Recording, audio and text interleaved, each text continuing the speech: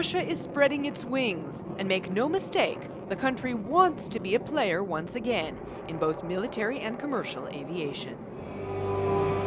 At the Moscow Air Show, the star is the United Aircraft Corporation, or UAC, the state-run monopoly created by Vladimir Putin last year to deal with all aviation projects.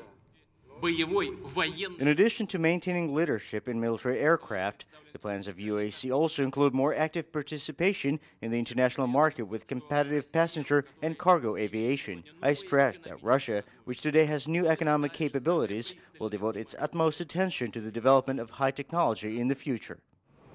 Already, Russia is the largest seller of military aircraft to developing nations. At the air show, a $330 million contract was signed to provide Sukhoi fighter jets to Indonesia. But in the field of commercial aviation, it's a different story. The government is pouring more than $700 million into projects like the Sukhoi 100 Superjet mid-range aircraft designed to compete with the best of the West and pull Russian aviation out of post-Soviet decay. Russia plans to jump to third place worldwide after the US and Europe in terms of aviation production. With its vast market and huge capital potential, China is the other contender for the spot.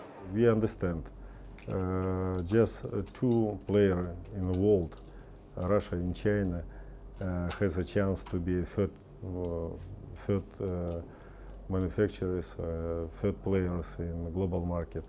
We hope we will be winner in this game and Russia will be third player. Russia is in cooperation with both Boeing and Airbus. Boeing this week signed on to a joint venture with UAC to produce Russian titanium for the Boeing 787 Dreamliner. And UAC is committed to 5% of the cost of the Airbus A350. Well, the fact is, Russia is certainly not an emerging country if it comes to aerospace. Russia has been, throughout the recent decades, one of the leading countries in aviation and in space, and we can see that here at the MAKS air show. And they still have very impressive capabilities in designing, in engineering, etc. Russia says it plans to produce 4,500 planes worth $250 billion by the year 2025.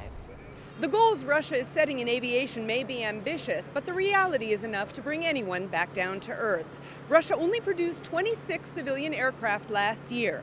Boeing and Airbus each have produced 10 times that number this year so far.